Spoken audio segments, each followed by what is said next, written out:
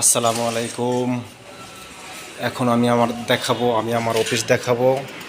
এটা হচ্ছে আমার অফিস, এখানে বসে আমি কাজ করি। এটা হচ্ছে আমার ল্যাপটপ, এই যে এটা হচ্ছে আমার ল্যাপটপ, আমার কাজের জায়গা। ঠিক আছে, এটা হচ্ছে আমার টোটাল রুম।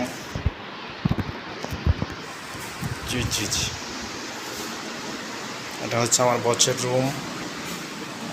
ঠিক আছে, ঠিক আছে, এটা হচ্ছে তার রুম।